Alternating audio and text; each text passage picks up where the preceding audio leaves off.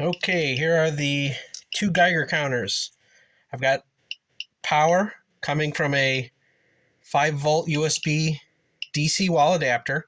Goes into this one. There's a power block here. You could also power it by from batteries. This is always on, whether this is switched off or not. So I just ran wires from this power block to this power block. That powers this board. I split off another set of wires to the breadboard. That's powering the 74HC08 AND gate, which is our coincidence detector. In the middle of these boards are NE555P circuits, little IC chips. On leg 3, pin 3 of each of these, that's what outputs the triggered signal. It goes right to the speaker and then the LED. So if we take our two yellow input wires to the coincidence detector, the HC74HC08, pins 1 and 2 are the inputs. We're going to pin 3 on the NE555, which is the output. Now if you connect them, and you get a hit at the same time, this LED here on the breadboard will light up. So when I first connected them, the LED just stayed lighted up. That's why I had to add a 100K resistor from pin 1 and pin 2, one each, going to the negative power rail. That shut the LED off, which means that this AND gate is set to off. If you don't have a pull-down resistor to your pins, you connect them and it shows on, and really, and then it'll turn this LED on. I think there's a smarter way to do that just by going between various pins, but this is the simplest way as far as a linear schematic. So if I take these yellow wires, connect to the third pin of the NE555, which is not that chip and not that chip, but this chip closest to the Geiger tube, it's sending all those signals to the AND gate, pin 1 and pin 2 of the AND gate. If they hit at the same time, that'll send a signal to pin 3, which is going to a resistor, a 470K resistor, and an LED. This happens to be a UV light LED because that's all I had laying around. Hooked up, operating normally, with the background radiation, even though these aren't stacked on top of each other and put into the lead pig, you get very, very few lights on the LED. So to test it, I've got some uranium in vials. What I'm going to do is basically overload each Geiger tube so they're constantly flashing.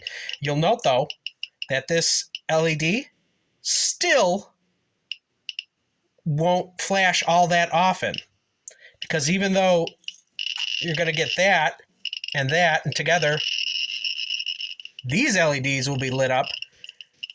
That's just latency. It's like quenching of the LED. They're not really hitting at the same time, even though you're getting a lot of that. So I'll put that one there. Now that one's lit up because of the vial. I've got this vial. We're going to light that one up. So now they're pretty much lit up almost the whole time. We're going to take it, pin 3, and you're going to watch over there.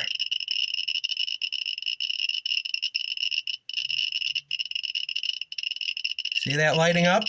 Not very often, even though visually you're getting a lot. And that's overloading the system. It's still not making this light blink that much because that's how good that AND gate is. It's slicing up each one of those signals into very fine, distinct events, and it can tell, even though these LEDs visually, you're like, yeah, they're all going on at the same time. Not really, and not electronically. That's why I'm not pulling the signal from the speaker or the LED. It's too far down the line. And it wasn't working anyway. So I'm going right from the chip on here that's triggering the rest of these boards. So if you look, background radiation, you still might get a hit here or there. Pin 3. But look at that. You're going to be sitting here for 2 or 3 minutes before, or longer, and it was longer, before getting one light on that. So this is just test mode. And what this is testing is even in a cosmic ray muon storm, this is discrete enough to tell if they're hitting exactly the same time. So then what do? We know everything's working. So what I'm going to do is I'll get longer yellow wires. I'm just going to solder them right onto pin 3 of these NE555s. Then most people would take a lead plate, a small lead plate, piece of lead foil, put it on there. Take this, put that on there, and then sandwich on top of that another lead plate. Then they can have it on their desk looking for muons. I have a lead pig, so I can just assemble this. I can just stack it like this and then turn that in and then put this whole apparatus into a big lead containment unit. As long as that